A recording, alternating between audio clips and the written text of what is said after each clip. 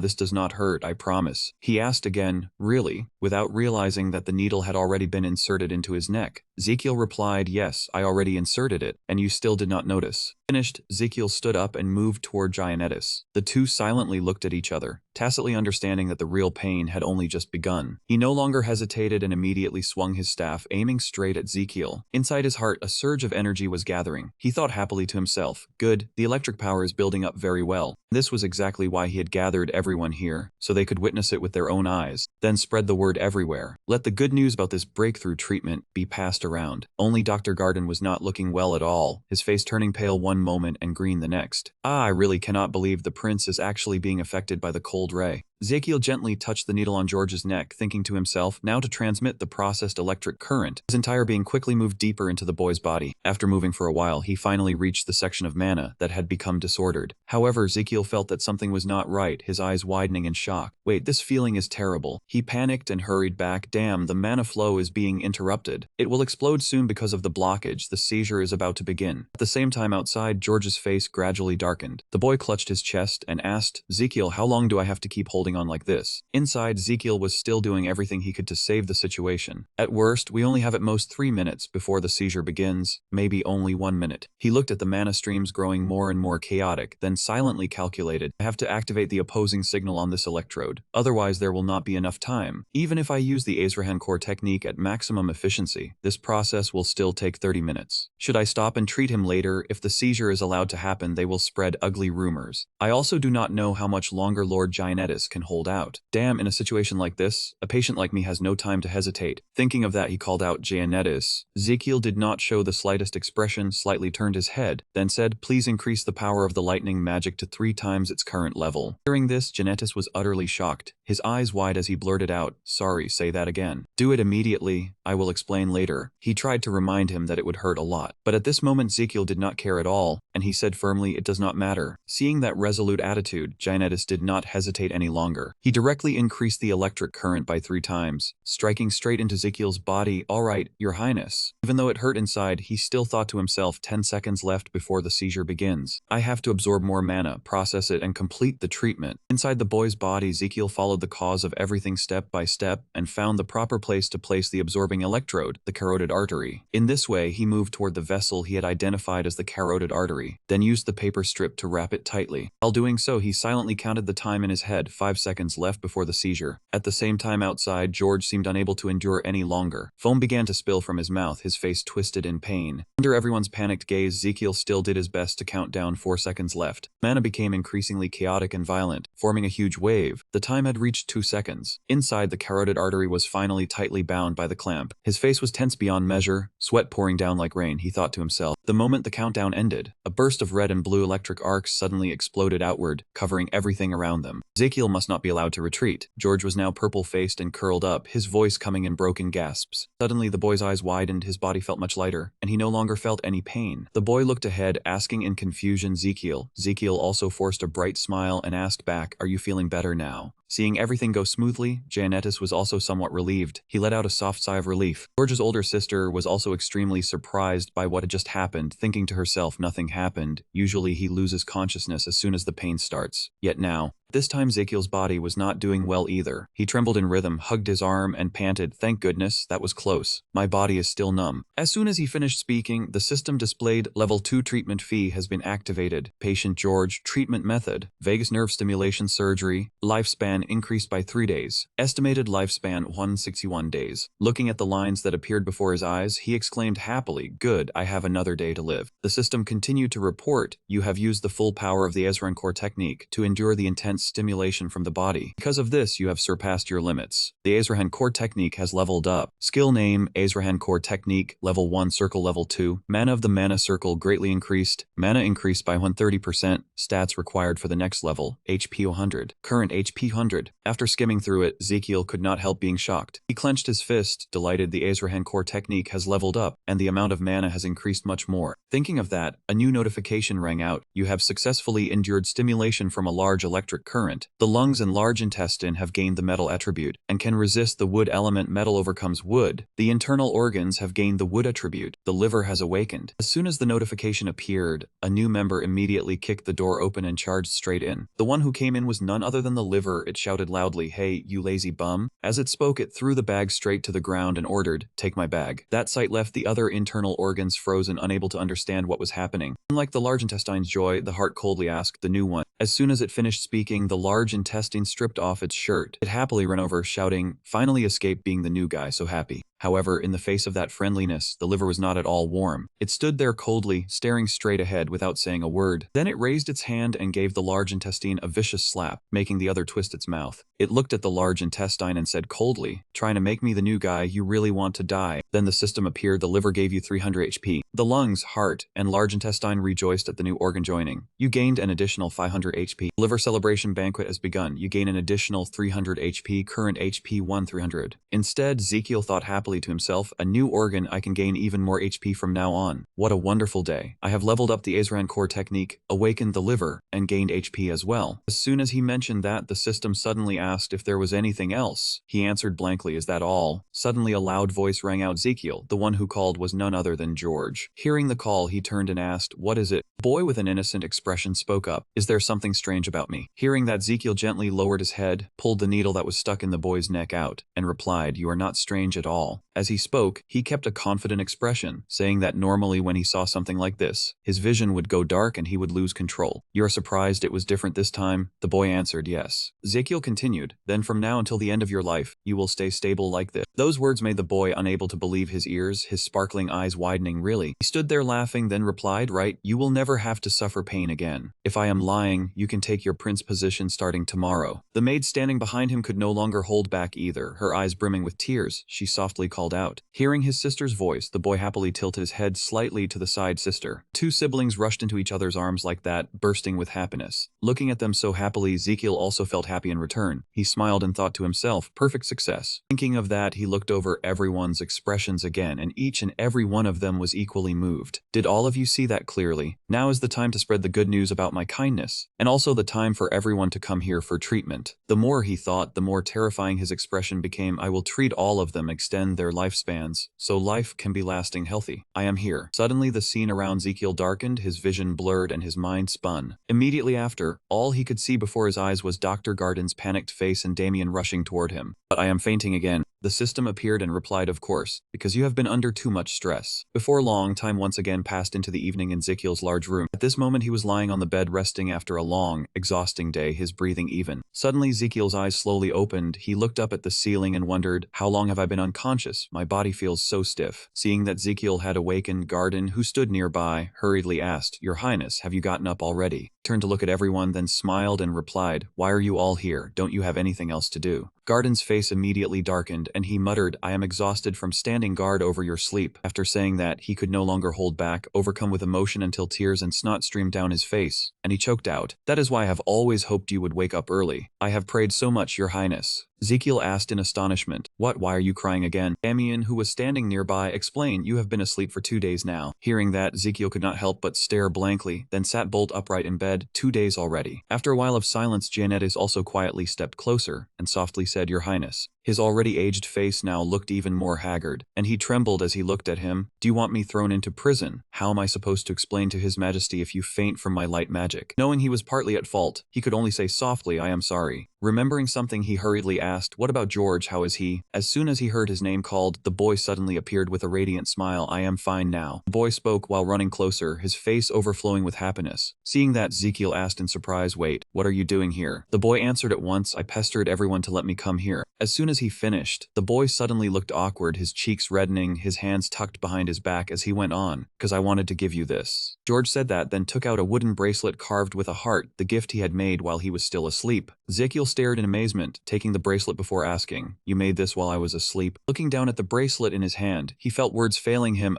This is too much. I only saved him because I wanted to live longer. He does not know my real purpose at all. Suddenly George spoke, cutting off Ezekiel's thoughts. He looked up. The boy said excitedly, I want to become someone amazing like you too. I want to help other people as well. Those words struck straight at Ezekiel's heart, leaving him stunned for a long time and unable to answer. After calming himself, he gripped the bracelet tightly and replied, This bracelet is very well made. Looking at the innocent boy before him, he softly said, Thank you. Ezekiel continued, but the best gift he had received was... Ezekiel's words moved everyone around him. Because you are safe, George. Even after saying it, he still awkwardly covered his mouth and coughed lightly. I want to rest a little longer. I still feel tired. Everyone immediately understood and answered in unison, We take our leave, Your Highness. Please rest well. Then everyone left the room one by one, leaving Ezekiel's own space. While walking, George suddenly stopped. The boy turned back and waved, See you again later. Seeing that, Ezekiel also turned back and waved, Yeah, see you later. After that, the door closed, and the room sank back into its usual silence. At this time, Ezekiel sat on the bed, his gaze deep in thought as he looked down at the wooden bracelet just gifted to him. He lifted it and studied it for a while before sighing, Who would give something like this? It looks too plain, and it does not even have a gemstone. But then he came to a conclusion for himself, Never mind, I like it. Time to sleep now. So Ezekiel put on that plain bracelet and lay down, sleeping deeply after a long, tiring day. The scene shifted to an ordinary residential area when a voice rang out, Mom, I am home. Hearing the call, his mother turned from inside the house and asked, Son, why are you back today? A young man with a bright face and a school bag on his shoulder walked in, then smiled and replied, What else could it be? I got leave, so I came home. His mother asked in surprise, Leave, and he replied, Yes, special leave. During the family dinner, his mother still could not hide her curiosity. Did the prince suddenly give you 5 days off? And he replied, Yes. Most people in the palace were given leave. His father also chimed in, How has the prince's health been lately? Hearing that, he smiled and said, I have been feeling better than before. The father asked again, Really, then that is a relief. He suddenly wondered and added, I think think it is thanks to...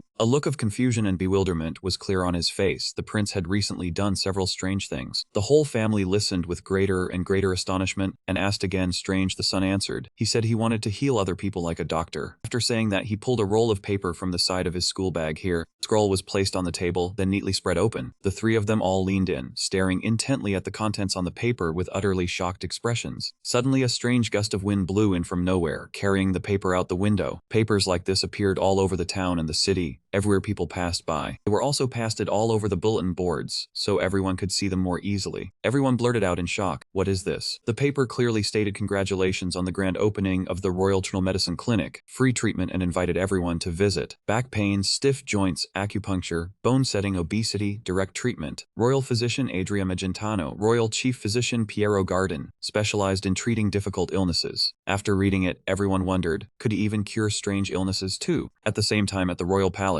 golden sunlight spread brilliantly everywhere. Ezekiel stood happily in the room looking out the window, then said, "The rumors must have spread everywhere by now." Just as he finished speaking, Garden opened the door from outside and stepped in. "Your Highness, it is time to go out." Hearing that, he turned back and asked, "All right, shall we go?" The two of them walked along the corridor and Garden asked, "You got up very early." He replied, "Today is the first day the Royal Traditional Medicine Clinic opens." Saying that, he suddenly remembered and continued, "Oh, I also ate the full amount of medicine you needed." He asked again, "Including licorice too?" He replied, "I specially went to buy it." Hearing that, Ezekiel praised with satisfaction, "Good, I need a lot of that, so even if it is expensive, I still want to buy as much as possible." As he was about to go on, the man suddenly called him back. "Understood, but your highness." He turned back in surprise. Garden asked seriously, "Please allow me to ask, where did you learn these things?" Ezekiel asked back in confusion, "What do you mean by these things?" Garden said, "For example, preparing new medicines or relieving joint pain by sticking needles into other people. As a doctor, I am very curious about them." Seeing him remain silent, he explained, "Actually, I have not been sleeping well lately. I am very curious where you learned these techniques, but I still do not understand how they work, even after trying very hard." Saying this, he did not dare look straight at him, lowering his head instead, and went on, "So I feel a little sad." Seeing him like that, Ezekiel stood still for a moment and thought to himself, "Is he sad? He must be feeling defeated because he cannot understand the essence of the techniques I use. I understand that feeling, because I am also a doctor." Thinking that, he immediately turned serious, not revealing the slightest emotion. After a while, he finally spoke, "Actually, I come from another world." Garden froze after hearing that, "Huh?" Ezekiel continued, "In that place I was not a prince, just an ordinary man named Lihan. I made my living with the very medical techniques I used." The more he listened, the more confused he became, his brows tightly furrowed. "Prince, I am saying this after thinking it over very carefully." At that reaction, he scratched his head and gave an awkward smile. "That is why I am telling you the truth." He pouted, "I would be very sad if you kept joking like this." Not believing the words he had just heard, Garden asked again, "Could you stop joking with me and speak honestly?" He replied, "I have already told the truth. Besides, why do you want to know?" He replied bluntly, "'Cause I want to become a better doctor. I also want to feel the joy you once felt." Ezekiel cut him off at once. "You were already like that, weren't you?" He stared blankly after hearing that. "Yes." Without saying anything else, he turned and walked away. "Enough, let's get to work." At this moment, only Ezekiel truly understood his real ability. He smiled and thought to himself, "I have been able to go this far because you have always been there to help me." At the gate, a sign had already been erected. "This way leads to the Royal Traditional Medicine Clinic." He thought to himself, "I hope there will be patients on opening day, and not just flies. I hope everyone will not avoid this place, because this is where the prince lives." Just as he thought that, he had already imagined the clinic closing early. "Maybe I am worrying too much." As Ezekiel walked, he prayed, "Please, please, please, let there be lots of patients." After walking for a while, he finally reached the door, excitedly pushed it open, and loudly said, "Welcome to the Traditional Medicine Clinic." Just as he managed to say the word royal, the area below was empty, not a single person in sight. That completely crushed his spirits, and his face turned visibly pale. "I am finished." Ezekiel seemed to lose all strength, dragging his feet down the steps under Garden's worried gaze. While walking, he suddenly stopped and glanced to the side, stammering, "Prince, your highness." He let out a soft sigh and replied, "What is it?" He immediately urged, "Please look down below." At that, Ezekiel also lowered his gaze. The sight before him left him frozen, his eyes widening as he blurted out, I am saved." Right below him, countless people had gathered to wait for medical treatment. They jostled and argued loudly, "Come on, stop pushing. Hey, do not cut in line. I was here first. What are you saying?" Just like that, the official workday began. Outside the door, the waiting line had filled the corridor. Ezekiel thought excitedly, "Just as I expected, the first day is always the busiest." At this moment, inside the room, he was examining an old man. "I'll examine you." Another person poked poked his head in, then timidly asked, "Prince, I am sorry to disturb you while you are busy." He hesitated and asked, "Then what should I do now?" He replied, "Just walk around here and see if any patients need help." Then he suddenly remembered, wait, that is not how to prepare medicine. The problems were beginning to show. Ezekiel was still using mana to examine patients, and the nursing system was still far too crude, needing more time to be completed. At this point, the system displayed a notification: you have accumulated enough experience points after treating many patients. This will be your foundation, and the pulse sensing skill has leveled up, pulse level 2. You can sense a target's pulse, helping you infer their health condition. You can also identify bodily risks as well as warning signs, view the results of comprehensive examinations, and even information about symptoms in a patient's internal organs, if they were awakened within his body. Hearing that, the chords inside his body, the organs were also ready for a large-scale comprehensive examination. The heart spoke first. "Everyone, it is time for our rendezvous. Let us see the situation." As soon as the lungs heard that, they exclaimed excitedly, "This is so exciting. There are so many people." The heart could not help saying, "I told them coming here was the right choice. After all, there are plenty of people here for us to get acquainted with." Though equally excited, the liver did not think so. It said, "You all need to wake up." Right in front of them at the moment were only old men and old women sitting opposite them. "We keep meeting only old people." The system then displayed a notification about the consultation results among the organs that were present. Heart, no abnormalities. Lungs, me too, no abnormalities. Large intestine discovered mild constipation. No other abnormalities. Liver discovered signs of inflammation in this old man. He needs to stop drinking alcohol. He asked in surprise, "What makes you say that? Is his liver having a problem?" The liver replied, "That is right, his liver is crying for help. It has been worn down by alcohol for 50 years. If this keeps up in just over 5 years, it will be completely exhausted." Receiving the diagnosis from the organs, Ezekiel thought happily, their consultation information is truly too useful. Accurate diagnosis is always the most important factor in treatment. I need to wake the other organs quickly. Thinking of that, he looked at the man before him and said, "Sir, your liver has suffered severe damage." The man replied, "Yes." He continued, "That is why you are feeling tired and your skin has turned more yellow. Your liver is overworked, so today I will prescribe you a small dose of xiaoyao. Take it for 10 days. At the next checkup I can consider adding guizhai and fuling." As he said that, Ezekiel's expression darkened. He emphasized, "And from now on, you should stop drinking alcohol." Those words struck him like a bolt from the blue, and he blurted out in alarm, "What was that?" He continued, "Because your liver is already in terrible shape. If this continues, you will not live past 5 years. He stammered, "But I..." Ezekiel then asked, "You cannot eat unless you drink alcohol." He immediately nodded repeatedly. His next words left him stunned on the spot. "I order you not to drink alcohol, not only as a doctor, but also as a prince. If you dare disobey, I will throw you into prison." Time gradually passed until evening. From inside the ward, a voice rang out, "All right, that is it for today. All patients who are not in serious condition, please come back tomorrow." After the work session, everyone came over one after another to praise Ezekiel. "You did very well, Prince. I am sorry for making a mistake while preparing the medicine. I do not know whether what I did was right." Hearing that, he smiled reassuringly. "Do not worry, everyone did very well. Just keep going like this tomorrow." In his heart, he thought, "Since there are no nurses here yet, this is fine. But if there are more patients, it will be very exhausting. We need to build a nursing system to care for patients in rotation." Thinking of that, he again remembered his former colleagues. If only Miss Kim and Miss Lee were here too. At the same time, a rush of hurried footsteps sounded outside, followed by a loud shout, "Over here." Dr. Garden pushed the door open, looked in, then said loudly, "Prince, there is a patient who needs emergency treatment right away." The man behind him, who was carrying a woman, also said, "I am the eldest son of the Dinria family. I greet the prince." The woman was currently in very unstable condition, her face flushed and breathing in labored gasps. He hastily pleaded, "Please save my mother, please." A moment later, the woman was laid neatly on the bed. Ezekiel sat beside her and asked, "Her fever is very high. How long has she had it?" He heard that and immediately replied, "Since this afternoon. Before that she was still healthy." While Ezekiel reached out to take her pulse and examine her, he continued, "By noon she began to feel cold, then her condition kept getting worse." After a period of examination, he finally determined what this illness was. But it was unlike ordinary diseases. This was the illness that had once claimed the lives of 40,000 soldiers. Worry was plainly written on Ezekiel's face, sweat breaking out as that dread flashed through his mind. As far as was known, this was a dangerous infectious disease of epidemic origin caused by the bacterium Borrelia burgdorferi. Ezekiel asked again, again, "Hey, liver, are you sure?" It replied, "Absolutely. I saw the fever bacteria appear in this woman's liver." Hearing the liver's firm confirmation, he broke out in a cold sweat and did not know what else to say. After calming down for a moment, he turned to the man and asked, "When was the last time she bathed?" He looked blankly and replied, "Yes." Ezekiel explained, "I need to know more about the patient's condition." He hurriedly answered, "Yes, she also bathed yesterday." He asked again sternly, "Yesterday?" He replied, "Yes, she bathed with warm water every day." Hearing those answers, Ezekiel only grew more puzzled, wondering how strange a person so clean still got infected. He continued asking, "What about her house, especially the sleeping area?" He answered, "She is very neat and clean." He asked again, "There are no ticks or fleas, right?" He replied, "Yes, none." Ezekiel kept speculating that in past few days, perhaps she had passed through some unclean place. Hearing that, the eldest son of the Dinryo family thought for a moment and then exclaimed in surprise, "Yes." He recounted, "About half a month ago, her carriage broke down on the road during the return trip after visiting relatives, so she had to stay at a farmer's house. The farmer and his wife let her sleep in their bed." Ezekiel sat silently thinking. She started running a fever today, and that stay at the farmer's house was also half a month ago. The more he thought about it, the more certain he became. This is bad. All the signs match the epidemic disease. Thinking of that, Ezekiel turned and said, "It is very possible she was infected there." Hearing that, the eldest son of the Dinryo family was stunned and asked, "Infected?" He explained, "Her illness is epidemic in nature, spread through bites from fleas and ticks. Her condition was worsening rapidly, terrible. She was already old and had such a high fever." Ezekiel gritted his teeth and thought to himself that in the worst case, she could develop a lung infection, organ damage, or necrosis of the limbs. Thinking that, he turned to the maids and ordered, "Listen everyone, change her clothes and wipe her body with a clean warm towel, and help her put on a patient's gown." Hearing that, one maid asked, "What about her old clothes?" Ezekiel replied, "Burn everything, including the bed and mattress she is lying on. After you finish bathing, you must bathe again and then burn all of your own clothes too." He said sternly, "Anyone who does not obey me will be dismissed immediately and will face the harshest punishment." They turned pale with fear and answered in unison, We understand." After saying that, Ezekiel turned to the eldest son of the Dilia family and said, "You too, have someone inform her family of this." He waved his hand, his voice urgent, "Hurry."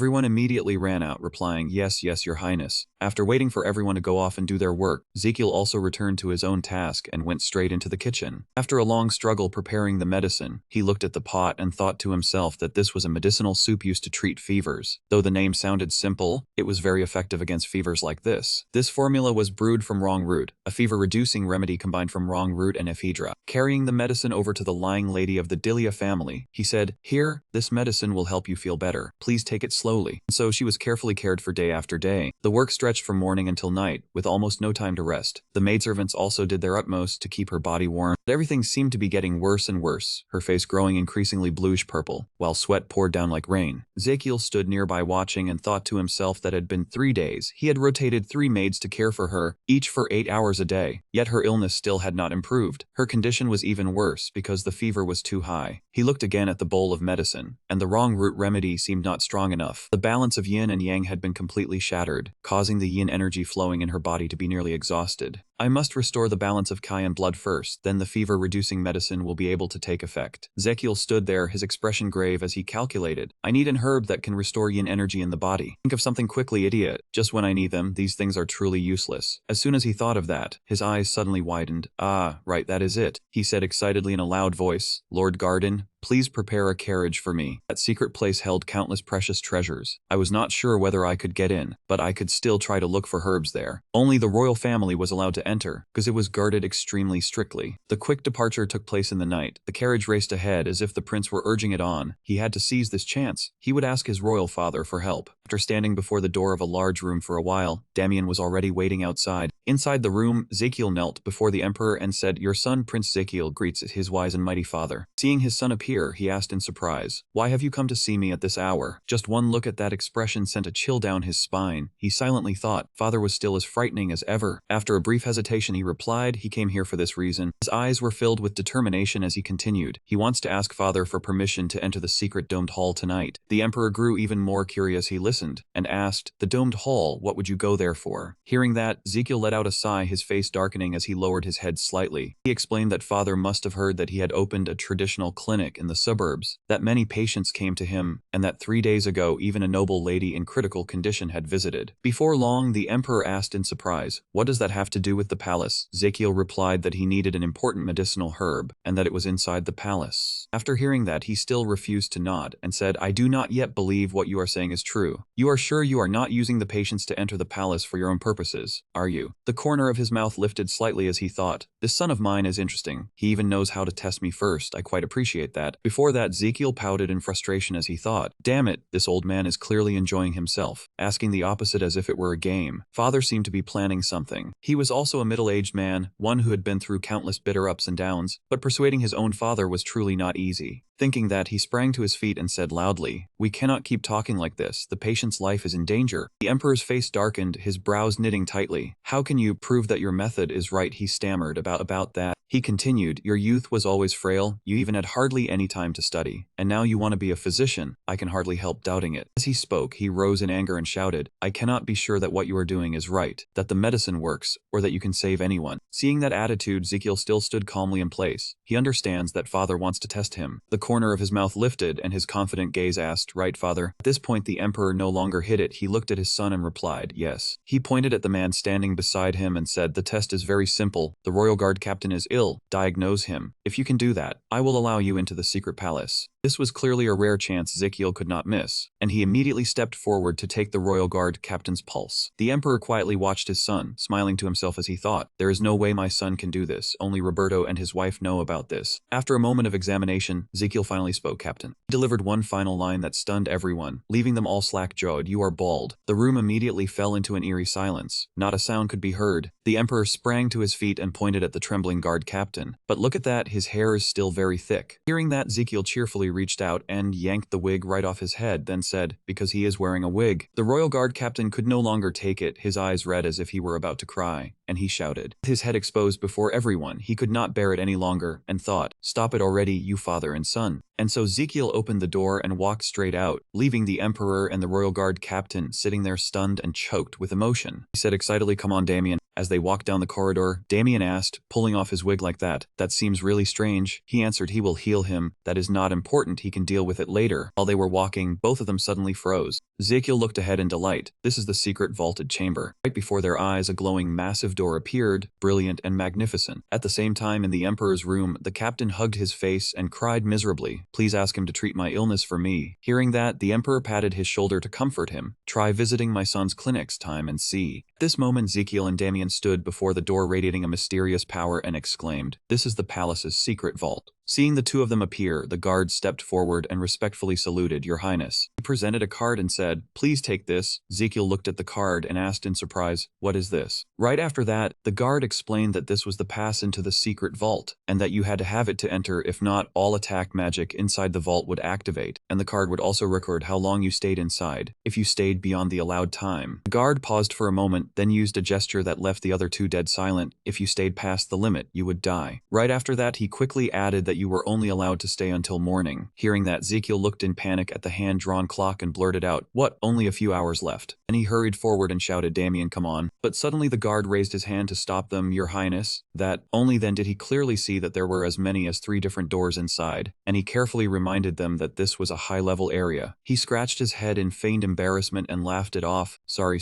he was not aware of that. Outwardly it was one thing, but inside he frowned and cursed silently. That guard was quick, not easy to fool. At this moment, Ezekiel suddenly recalled the scene when he stood before Estelian. "Because you passed the test, I allow you to enter the basic area tonight and take 1 item." Hearing those words, he asked in surprise, "Huh?" Hearing the strange tone in his voice, the other man immediately asked back, "Are you dissatisfied with something?" Ezekiel tried to persuade him. He worked very hard to pass the test, and yet he was only allowed in the basic area. Italian still said calmly and mockingly, "It does not look like he worked very hard." He was unwilling to lose and dragged out his voice in pleading, but nobody said which area when giving the test. They only changed the words after he passed. The other man looked at him and thought to himself, "Son, you really are shameless." Returning to reality, Ezekiel and Damien turned in another direction, and he could not help sighing inwardly. The emperor is really stingy. Was that man actually helping him at all? As he placed the card on the scanner at the door, he told himself, it is best not to seek him out again unless he truly needed to. When the card touched the scanner, it made a sound and turned blue. At once the large door before them opened, informed, and the guards saluted them off. Your Highness, see you another day. A moment later, Ezekiel and Damien stood in the vast room with enormous shelves stacked with items. He put his hands on his hips and looked at the scene before him with a forced smile. This will probably take the whole night. Then the magical clock began to count down. He immediately turned to call out, Damien, we have to find the needed item here. How are we supposed to find it? Ezekiel thought for a moment, then slowly replied, something cold, yes, an item, a vial or an ice-sealed magic orb or something similar. He handed him a piece of paper and a pen and instructed, if you find anything like that, write down its location so he can check it later. After dividing the task, the two split up. We split in two, one person each way. He takes this side, you take the other side, fine. As time passed, Ezekiel carefully examined every item on the shelf. Damien was just as focused, looking and taking notes according to his words until half the time had passed. When he moved to another row of shelves, time was already running out. Ezekiel rubbed his chin and thought, not sure if it is because this is the basic area, but there is nothing here. He hoped Damien was doing better, because nothing on his side looked worth noticing. Just then, Damien was standing before a special item and staring at it. A little later, the two met again as agreed to exchange information. Did you write down the location as I told you? Yes. Ezekiel looked at the ugly scrawled writing and sighed. What did you write there? The scene shifted to the lower section of the basic room. The two walked step by step to the place Damien had recorded and discussed. There are not many items with ice attributes here, are there? Yes. Ezekiel looked at the displayed item and asked, is this our only hope? Let us see. The information board clearly stated that its name was 10,000 Year Snow. Its type was shield, its origin was unknown, its classification was basic, and its description said that when the user channeled mana into it, the core in the center would transform into an ice shield. After reading it, he carefully repeated, 10,000 Year Snow. He admired the item and sighed inwardly. It jingled like a bell in a coffee shop. After thinking for a moment, he suddenly noticed something and murmured, but what caught his attention was a note on the instruction board. The core in the center would transform mana into an ice shield. The ice shield would shatter after taking too much damage. The shattered portion was a product of pure magic power and would dissolve on its own over time, but please do not touch it or eat it. Right after that, Ezekiel gently touched 10,000 Year Snow and gasped, so cold. With power surging up from his chest, he gripped it tightly and told himself, when mana is infused into it, an ice shield will be created. The small holes on the disc began to glow as the flow of power poured in, but the flow of power seemed too strong, making the disc tremble violently, and he panicked and blurted out that he should go collect the coffee he had ordered instead. Thinking that, Ezekiel reminded himself to focus again. Alright, let us see how loud it gets each time mana increases. I should not dump too much mana into it recklessly. Just the minimum amount of mana needed for the ice shield to appear is enough, so it is only at the basic rank. Right after that, he gathered all his attention and recalled the feeling of bathing before transmigrating, then told himself to try it slowly, like adjusting the shower temperature. A moment later, watching the power flow steadily, he cheered with delight. Right, that is the feeling. Keep going like this. Just like that, an ice shield instantly appeared from the disc. It worked. Ezekiel excitedly waved his hand back and forth, secretly praising it for being large yet not heavy at all. Looking through that layer of ice, he happily exclaimed, wonderful, this cold should definitely work. He can heal Miss Dinreal. Then he turned his head, his bright eyes looking at the person standing behind him. Damien, I think I need your help once again. Seeing him like that, he could not help wondering in secret what exactly His Excellency was thinking. Right away, a secret conversation between the two of them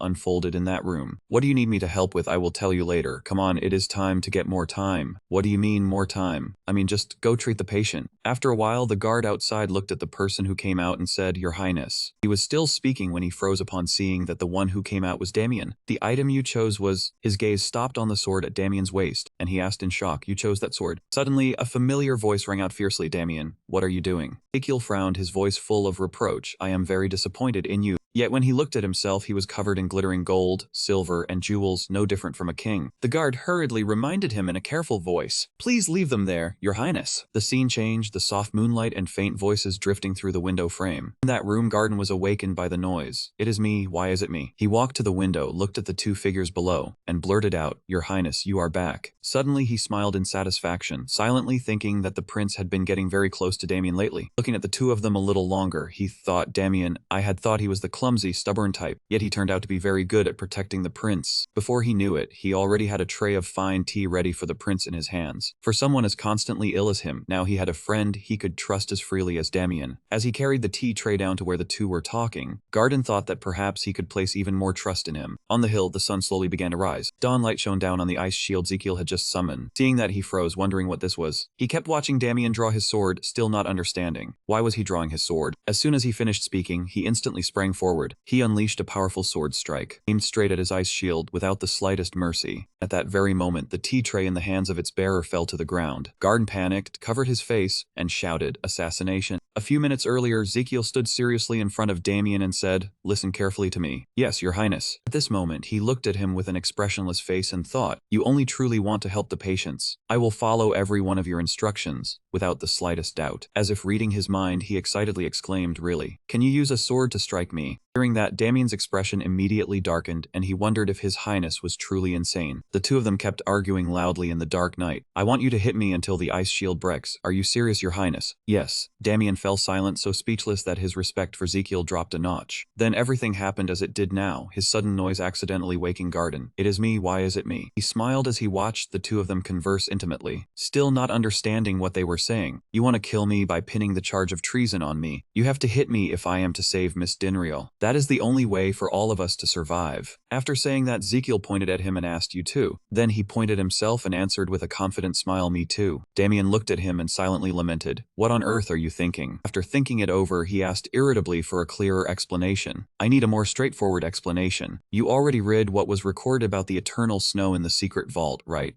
According to the principle of center position, when the user channels mana in, the core at the center transforms the mana and forms an ice shield. That shield shatters when it takes too much damage. The fragments that fall when it melts are crystals of pure mana. They will melt away over time, but do not touch them or use them recklessly." Damien heard that and answered at once, "That is right. What does that have to do with me having to hit you?" Ezekiel replied, "Yes, I will use the ice form from the impacts on the shield to make medicine." Hearing Ezekiel, Damien fell into thought for a moment, then suggested, "How about you put the shield down? I will strike it once and be done." He immediately shook his head. "No." Right after that, he channeled power to raise the shield and said, "Now you see it." Then he stopped channeling power, looked at the shield disappear, and said in anguish, "Now you do not see it anymore." From that example, he carefully explained to him, to keep the ice shield up, mana had to be continuously fed into it. Damien, feeling awkward, voiced what he was thinking, "But I want to make sure it is safe. In short, you want me to destroy the ice shield without hurting you, right?" Seeing that he had understood his meaning, he happily replied, "Exactly." Right after that, he flatly refused, "Your Highness, this could be considered treason. How could I do that? I would never do such a thing." However, his next words made him fall silent. "I cannot work for free." Applying the first rule of negotiation, strike first to seize the advantage, Damien made a request. "Please pay me each time I strike your shield." Hearing that, Ezekiel smiled slyly and said, "So you want to be paid to hit me?" "Yes." After saying that, he gently placed one hand over his chest, looking extremely respectful. He solemnly bowed and said, "Your Highness, I regard you as my sponsor. I truly respect how you care for everyone without asking for anything in return." Quietly listened to everything he said, but this time it was different. "I have to be paid." Hearing those words, Ezekiel gave a soft snort, then recalled all of Damien's misfortunes in life. He remembered the image of the boy from back then, and thought that it was all because he lacked money. Then he thought of his lonely back and his grown-up appearance, and then the times he fought monsters. Ezekiel pursed his lips in a smile, silently thinking that even in the story he was really stingy. As Garden carried the tea tray over to the two of them, who were putting their arms around each other intimately, the scene was exactly like what I had read. "What did you read? I already knew you were like that, but in real life you are even thicker skinned." On the other side of the hill, the sun began to rise. Dawnlight shone down on the ice shield Ezekiel had just summoned. "Fine, I will pay you 1 day's wages for each hit." As soon as he received his agreement, Damien immediately drew his sword and warned him, "First, I hope you pay on time." He quickly brought down a heavy slash on his shield without the slightest mercy, and at that very moment, the tea tray in the hands of its bearer fell to the ground. Garden panicked, covered his face and shouted, it is treason." In the end, he officially fainted. After that strike, the ground around Damien cracked into tiny fissures. Ezekiel's shield completely unharmed. Seeing that, he raised his sword again, ready to continue. It seemed that with only that much strength, he still could not break it. "I will try again." Watching his action, he quickly shut his eyes tight, clenched his teeth, and let out a cry. Seeing how timid he was, he calmly teased him, "I have not even swung my sword yet." Ezekiel trembled and urged him, "Hurry up." As soon as he finished speaking, Damien tried once more. The blow struck straight down on the awning. That's right. Right after that, he kept slashing relentlessly at the shield. After a while, the offensive slowed, and he still held the trembling stance to brace himself. He continued lifting his sword, silently wondering whether he should increase the force again. Right then, Ezekiel barked angrily, "Bastard, you just want to squeeze out more money, isn't that right?" Damien did not care about his words, only answered with a determined look, "This time, I will be serious." After saying that, he threw all his strength forward and slammed hard into the awning, and that blow caused the awning to crack. Immediately, the front section shattered, and he was overjoyed. Ezekiel was so excited he spun around and cheered, "It worked, you did it. A long illness-free life like royal living." After a while of celebrating, he turned to everyone and said, "Pack up the ice veins and let's go." Suddenly, they noticed Gadi fainted in the distance, and everyone was stunned. Why was he sleeping out here? The scene gradually changed. By then, Daiki-hyo was in the kitchen, starting to brew a remedy with kudzu root, ephedra, and jujube seeds, adding peony, licorice, ginger, and even Chinese cinnamon bark. This was originally just a simple bowl of kudzu soup. Continued adding the next ingredient. Now he would add these ice fragments and let them circulate. After he added the ice, the system immediately announced, "Your experience has skyrocketed thanks to using a new method. A new skill, tonic medicine, has been unlocked. Level 1 tonic brewing skill makes the medicine you brew 10% more effective than ordinary medicine. In addition, by analyzing the ingredients, you can also clearly identify the effects, side effects, and toxins contained in the tonic." Right after that, amid the system's notification, a bowl of medicine as cold as ice was placed on the table. "You have to come up with a new formula based on traditional tonics, kudzu tonic." Then the system spoke again, and Tim, with a radiant face, shouted to him, "Your Highness Ezekiel, this is the ice kudzu tonic you requested." Then the system appeared again to ask for confirmation. Ingredient analysis brewing skill. "Do you want to activate it, yes or no?" Ezekiel smiled sinisterly and decisively chose, "Great, of course, yes." A soft sound rang out, and a wave of analysis information appeared. The ice kudzu tonic was described as a dark brown liquid, with the effect of restoring water energy and reducing fever. The dosage is to drink it 3 times a day after meals. Note, patients suffering from angina or myocardial infarction must not take it. Brewed by Ezekiel. Looking at that stream of information, he clenched his fist in delight. This skill is amazing. Now I don't even need to inspect the medicine myself. It even restores water energy. Lady Dinria. Full of determination and confidence, Ezekiel declared, "Yang Ming can save her now." Thinking that, he and Damien carried the tonic to another room. Seeing them enter, the person in the room hurriedly stood up. "Aye, Your Highness." He carried the tonic over to the eldest son of the Dinria family and asked how she was doing. He lowered his head slightly and replied slowly, "She is still not well." Hearing that, Ezekiel immediately glanced toward a certain direction. He looked at Lady Dinria and silently judged that her energy level was gradually dropping. This medicine, he reached out and scooped up a spoonful of medicine, silently hoping it would work. Then he gently fed the medicine to the lady and said, "All right, lady, drink it. It will be a little cold." After tasting the medicine, she groaned weakly. "So bitter." Ezekiel gave a few soft laughs and coaxed, "The bitterer the medicine, the more effective it is." After taking care of her, he sat back down and chatted with the entire Dinria family. And when night fell, he sat by the lady's bed again, quietly watching over and caring for her. Next morning, he went back down to the kitchen to make another batch of medicine. And so it continued for 10 more days. By then the servants, their eyes sparkling with admiration, had begun appearing one after another. They looked at his back as he sat on the chair and thought to themselves, "Is he always like this? He is completely different from that petty bastard before. Your Highness, I truly respect you now." Even Garden was the same. He bit down on his handkerchief, tears welling up. "I always believed in you, Your Highness." Those people continued admiring him, while no one knew that his condition at this moment was already extremely bad, Your Highness. Ezekiel's face was now gaunt and haggard, with not a trace of life left. He complained inwardly that he had tried to endure it, but it was too tiring. Diagnosing himself, acting as a nurse, and even preparing his own medicine. "Ezekiel, you have to keep going for the reward after hard work." Right then, the system displayed a congratulatory notification. "You have successfully used kudzu powder and cured the rash. Your dedication to patient health is an expression of self-sacrifice. Those who witnessed it all greatly respect and praise you." 2 angelic trumpets immediately blared for Ezekiel. Not only did you receive a reward, the effectiveness of level 2 medical fee collection skill increased by 1.5 times. Reading this, his eyes widened in shock. What? A title reward skill effectiveness increased by 1.5 times. That means... The system continued, "Lady Dinria's lifespan has increased by 27 years and 3 months. The extra time she can live will be 53 days before the title reward disappears. The lifespan reward is 8 days, bringing the total lifespan to 146 days. Having gotten what he wanted, Ezekiel's lips curved higher, and he cheered inwardly. "Great, if everyone around me respects me." He laughed loudly, with a dangerous edge, calculating in his heart that he would live even longer and keep everyone misunderstanding him even more. The scene changed, and the gentle glow of sunset shone down on the carriage heading toward an estate. Ezekiel sat in the carriage with the others, casually glancing outside. He propped his chin on his hand and thought quietly that he had somehow gotten through this difficult period. But if he had to run the clinic himself, everything would only get harder and harder. He looked deep into the forest under the evening glow and silently decided that he needed a professional nurse. When the carriage wheels rolled onto smoother ground, it slowed and then came to a complete stop. One by one, they carefully stepped down from the carriage. Lady Dinria stood by the carriage door, smiling brightly as she said to the person inside, "Your Highness, I truly truly did not expect you to go to all this trouble to take me back after curing me. I do not know how I can ever repay this kindness. Ezekiel also smiled politely and replied to her, "Don't worry, I have already gained countless benefits from it. The system now announced the heart, lungs, intestines, skin, and liver have given you 200 HP to celebrate the successful treatment. Current HP is 1500. Thinking that, he said to her, "Don't worry about that. For me, seeing the lady recover is enough." Hearing his words, Garden, the eldest son, and Lady Dinria were all moved to the point of choking up. Daniel also covered his mouth, tears brimming in his eyes, and silently exclaimed, "So moving." Right after that, just as the two of them were about to bow and take their leave, a hurried hand reached out to stop them. "Wait." Ezekiel stood at the carriage door and declared loudly, "I want to speak with you." The eldest son of the Dinria family pointed at himself in surprise and asked back, "Me, your highness." Ezekiel hurriedly urged him, "Get in the carriage first." At once the luxurious carriage trembled slightly. At this moment, the eldest son of the Dinria family, sitting in the driver's seat, said to the person inside, "Your highness, are we going to talk like this?" Ezekiel replied, "Yeah, just talk like this while sitting. They do it at Shinsage too." Shinsage is a Korean department store chain. And so everything fell into silence till a flock of small birds flew past. The forest was so quiet that not a sound could be heard, and not a single human figure was in sight. Eldest son of the Dinria family gently rubbed his shoulder, while Ezekiel inside quietly watched him. His Adam's apple moved slightly as he swallowed nervously, wondering why he still had not said anything. Just as he thought that, he suddenly let out a deep sigh. He pounded repeatedly on his own shoulder while complaining, "Oh dear, my whole body aches." Hearing that, the eldest son of the Dinria family suddenly felt guilty. "Don't tell me." With a stern expression, Ezekiel enunciated each word. "I spent many days taking care of the lady without sleeping." Hearing him say that, he immediately blurted out, "I knew it." Thinking it over, he carefully offered, "Your highness, I want to compensate you." Ezekiel answered at once, "Don't you know I do not charge for treatment? If I go against what I advertised, I will lose patience. But your highness, I only want to repay your kindness." Hearing what he wanted, Ezekiel immediately brightened. "Really? But you are not my patient. I do not take anything from patients." And of course, as if something had just collapsed inside him, he stammered, "Yes, you are right." After saying that, he took out a stack of documents to inspect. "According to what I heard," he looked at the information sheet of the Dinrio family's son and asked, "Are you a painter?" He quickly answered honestly, "Yes, I am only an amateur." At this point, his eyes suddenly turned resolute and cold. "I want you to make a few things for me." Time passed quickly, and a few days later, Frontier Square was bustling with people coming and going. At a stall, a bald man struck up a conversation with the young man in front of him. "Heard anything yet?" "What is it?" The man immediately dropped shocking news. "The prince is recruiting servants for the palace." Hearing that, the young man asked back in surprise, "Why are you telling me this?" He smiled, placed a hand on the young man's shoulder, and said as if he knew everything, "I can tell you're interested in this. You've been unemployed for 5 years now." Touch where it hurt. The young man snapped back in annoyance, "Landlord, why do you keep caring whether I am unemployed or not? Please stop talking. I am not skipping out on the rent." He coldly reached a hand toward him, his face full of menace. The young man could only stammer 2 words before immediately changing his tone and turning away. "I will go earn money right now." He rushed away like that, brushing past a figure who had been standing there for who knew how long and had heard everything. The hooded man tightened the apple in his hand. His face darkened, revealing a mocking smile before he fell silent in thought. The scene shifted to a banner-hung museum, where an exhibition by the Dinria family's eldest son was being held for the people in Dinria territory. The people filed into the museum one after another. Inside, the crowd had gathered tightly in front of a giant painting. Ezekiel stood beside him clapping, congratulating the host of the exhibition. "Congratulations on becoming a professional painter." "Thank you, Prince." He looked at him blankly and asked, "Why is everyone's face turning pale?"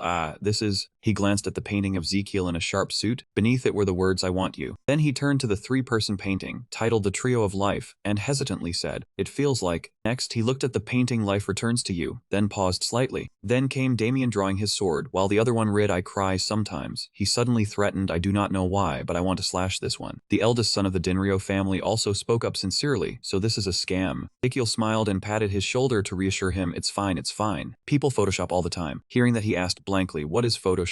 Then he asked directly and curiously, "Prince, do my paintings really help advertise you?" He pointed at the giant painting surrounded by people and answered with complete confidence, "Of course, it will be useful." "Damn it, good, great, excellent. Bring the nurses here." The audience's reactions were only blankness and shock. "I came because I heard the tickets were free. What is this supposed to be?" After a while of commotion, they suddenly noticed a signboard placed in the corner of the stage. The paper said, "Bring the nurses here. Oil painting on canvas. You can become one of them, those white-clad angels. Learn experience and the joy of living by becoming a nurse. Moreover, you will be paid by a handsome boss, the prince. Apply now." Reading this recruitment notice, the crowd immediately erupted into noisy discussion. "Brother, I have to tell you the truth. My dream dream is to be a nurse. What? Thanks to that notice, the registration office and entrance screening area became bustling. Is the pay really that good? I heard 1 month's salary is enough to cover 2 years of rent. Among that crowd were also the two from the stall earlier. The young man held the registration form, eyes brimming with tears. Mom, I will become a high-paying nurse and repay your kindness in raising me. The registration sheet clearly listed the needed information. Work hours depending on the prince's health and mood. A move into the inner city required. To register, fill out the form and go to the office at Frontera Square for the test. What caught the black-cloaked figure's attention most was the requirement to move into the inner city. After reading the instructions, the black-cloaked figure tightened the paper in his hand. As for Zekiel behind the crowd, he let out a few delighted laughs. Damien looked at his excited, drooling expression and asked softly, Prince, are you that happy? Realizing he had gone a bit too far, he hurriedly wiped the drool away and answered calmly, of course. Why would I not be happy? Zekiel looked at the crowd pushing and shoving and explained to him, if we can bring talented people into the palace, we can treat more patients. He raised his hand forward again and shouted, that is why. He sang out a loud line as if reminding himself, how could I not be happy? And in his heart he joyfully thought that his lifespan would be extended a little more. Watching this, he silently admired him. He is really amazing and he even pays very generously. When time shifted 6 days later, a familiar figure in black robes swept past quickly. Blazing sunlight shone down on the banner fluttering in the sky, bring the nurses here. By now, the people had gathered densely before the gates of an extremely luxurious mansion. Black-cloaked figure lifted his head slightly, unable to hide his astonishment. That person was Annis. She placed a hand over her chest, proud and expectant, telling herself, the time has come. As soon as she finished speaking, the host picked up the hat, as if preparing to announce something. He raised his voice, everyone please pay attention, then declared with great force, we will begin the first part of the selection test. The crowd below looked up intently, listening to every word he said. The prince's selection, bring the nurses here, first part. The host shouted with all his strength, it will be. He bent low and repeated even louder, it will be. Standing on the podium, the host solemnly announced, the Crown Prince's Nurse Selection Contest, sponsored by the Crown Prince. Show your skills. After speaking, he pointed forward and shouted, the first task is to proceed to the interview site. At this point, someone in the crowd muttered to the others, strange, it feels like I have heard this sentence all week. You're overthinking it. Immediately after, the guards began guiding the people inside. Everyone would divide it into 5 groups, 10 people each, for inspection. They produced a detailed map, go from here and quickly reach the main building of the Annex Palace. Only the first 10 people in each group would be interviewed. As soon as the soldier finished speaking, the crowd erupted. What? Wait, then what about the remaining 40 people? Guard replied coldly, those who do not make the top 10 are not qualified. Just as they were still complaining that it was absurd, the host loudly urged them, causing everyone to rush off in a panic. All right, group number 1, begin. They shouted as they ran at full speed. They swept past Garden and Zekiel. After counting through once, Garden raised a hand to stop someone behind them and coldly declared, those at the back are not qualified. Then he looked at those who had made it through, now panting hard, and said good, but he pointed at the plates on the table and solemnly made his demand. We will begin the next task right now. The second task is, Garden looked at the contestants checking the ingredients and said, find which medicinal herb is among the 6 items on the table. He watched them tasting very carefully, then went on, some have been affected because they were not stored properly.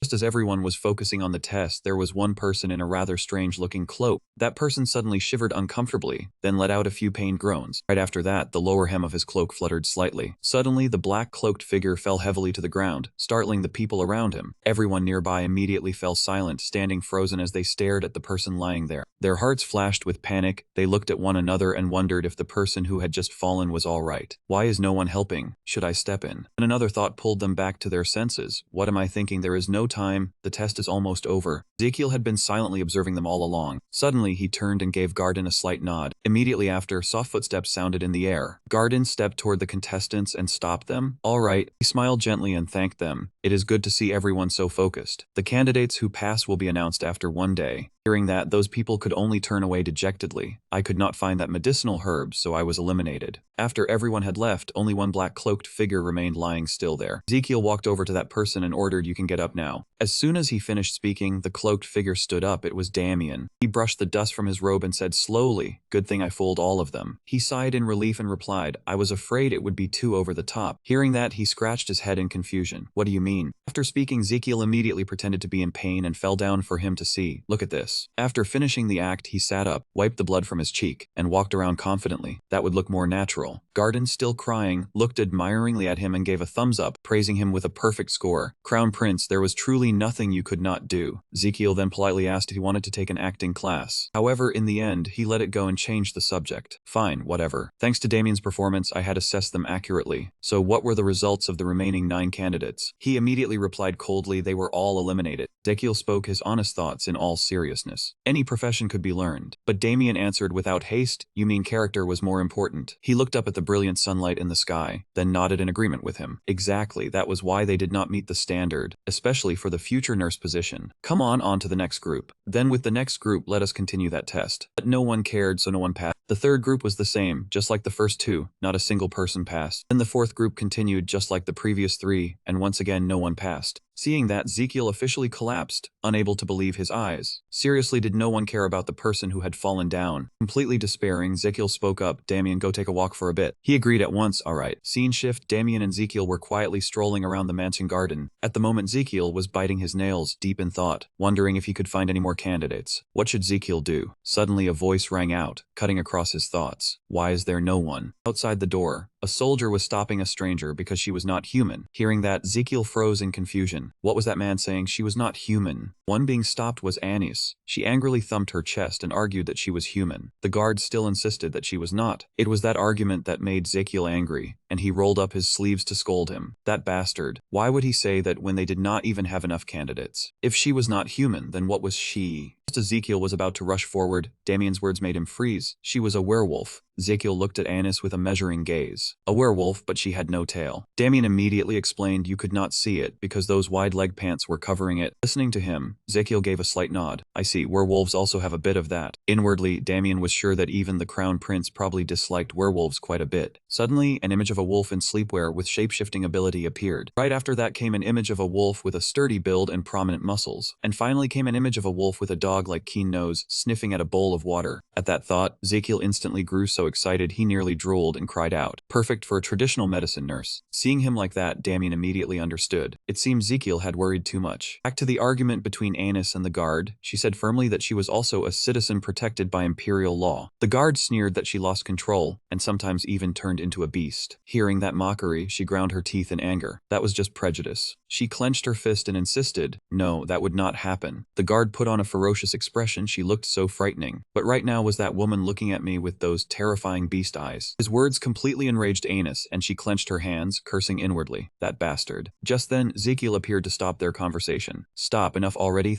Crown Prince. He sternly reminded the guard that the nurse recruitment notice clearly stated anyone living in the capital could apply. Yes, even though she was a werewolf, she was still a citizen of the capital. The fault was mine, Your Highness. He immediately turned to Anis and reminded her that the one she needed to apologize to was not him, but that woman. After that, Ezekiel placed a hand over his chest and bowed slightly to apologize to her. I apologize on behalf of this soldier for his rudeness. She returned a respectful salute and introduced herself. I am Anis, daughter of Hasten. It is an honor to meet you, Your Highness. And Ezekiel continued asking her, so you want to take the test? Yes, Your Highness. Having received the answer, Ezekiel happily turned and clapped. Alright, then let us begin right now. Seeing Ezekiel's attitude, she asked in confusion, pardon me. Suddenly, Ezekiel turned back, his expression becoming serious. Since you are a werewolf, your stamina should be pretty good. But I have never personally confirmed it before. He pointed at the soldier who had just argued with Anis and said that if she outrun him, he would count it as her passing the first test. The scene shifted to a small fountain in the courtyard. Ezekiel pointed at the fountain and told everyone that it was about 400 meters from here to there, and whoever ran there and back first would win. Alright. As soon as Ezekiel finished speaking, Anis took off her cloak and replied eagerly, understood. He quickly turned to the soldier and told him to get ready. The guard was bewildered but still complied. Yes. After a series of cold metallic sounds, the soldier was left wearing only shorts, and everything was ready. The two contestants, Anis and the guard, both took their starting stances for the race. The guard frowned hard and gritted his teeth, while Anis had determination in her eyes. Both of them thought they would win by a landslide. Ezekiel lightly waved the flag in his hand and shouted, alright, ready. The guard knitted his brows tightly, gritted his teeth, and stared straight ahead. Anis also stared ahead intently with determined eyes. Immediately after that, Ezekiel brought the flag down hard and shouted, run. As soon as he finished speaking, Anis shot forward like an arrow. Left the guard stunned. With her strength, she quickly left the guard far behind. Watch Watching that, Ezekiel could not help but admire it and blurt out, "Look at that speed." She kept taking long strides like that and rushed swiftly forward. She ran like that until she was only a short distance from the small fountain. Suddenly, Anis stomped down and sprang straight into the air. Her hand reached out and lightly touched the pillar on the fountain. She grasped the pillar, spun lightly once in midair, and landed. As soon as she touched the ground, she sprang up again and continued rushing forward. Just then, the guard ran up, and seeing her turn back, he clearly showed annoyance. Without thinking too much, he took a deep breath and tried to slip past her quickly. At this point, Anis glanced at him and silently judged him in her heart. Too slow, I will win. At the same time as that thought was the guard's ugly face. He frowned tightly, sweat beading out, then cursed in fury. Damn it. Suddenly, his ankle twisted aside. Right after that, he fell flat to the ground and rolled several more times. That was followed by a cry that drew Anis' attention. He turned back and saw the guard groaning in pain, then wondered if he had dislocated his shoulder. Her running pace seemed to slow. He fell silent for a moment and said nothing more. After a while of silence, Anis ground her teeth, her expression full of irritation. Right after that, she stomped hard and shouted, "Damn it." She quickly turned around and charged back, just as she was only a little short of the finish. She sprinted forward with great momentum and shouted in frustration, "Damn it, I still wanted to win by a landslide. What a life." That action caught Ezekiel's attention, and Ezekiel watched closely. Anis put all her speed into running straight toward the fallen guard, startling him. Without saying much, she grabbed his shoulder and arm tightly, making him cry out in panic. "What are you doing?" Her voice dropped into a threatening tone. "Just stay still and hold on tight." Lin then gave a light tap, followed by the sound of bones cracking. Her move made the gate guard cry out in pain, and he screamed loudly. Just then, a familiar figure appeared and saved the panicking guard. "Good, that's enough." Ezekiel casually held out a heart-shaped necklace, then announced that she was accepted. The scene shifted from the outer courtyard into the office. He pushed a stack of documents forward and said, "This is the employment contract. Read it carefully." Anis took the stack of papers and examined them carefully, then said that it seemed rather complicated. He then joked to reassure her, "No need to worry that much. Take it slow." Seeing that Garden and Damien, standing behind him, whispered among themselves, he suddenly looked exactly like a middle-aged uncle, definitely more mature than his real age. While Anis was concentrating on the documents, he quietly observed and assessed her. Ezekiel noted with satisfaction that she had impressive stamina and was fairly intelligent, truly as perfect as he had thought. He involuntarily recalled the moment just now and felt a chill run down his spine. She was still smiling while kneading his shoulders. Returning to his thoughts, he laughed so hard that his shoulders shook, leaving the two behind him dumbfounded. Even though she was helping, she did it in a rather painful way. There were still many difficult patients outside. They would certainly not be happy. He suddenly looked up at the sunset and sighed. What a pity. I still want to meet more people like her. After reading the contract, Anis gently set it down on the table. With a cheerful expression, Ezekiel leaned closer and asked her, "How is the contract?" She replied without haste, "It's fine, but..." Her deep gaze fell on him, then she made a request. "I want to add a few extra clauses." And hearing that, he broke into a sweat and asked back, "Is that so? What are they?" Anis spoke slowly, word by word. "Actually,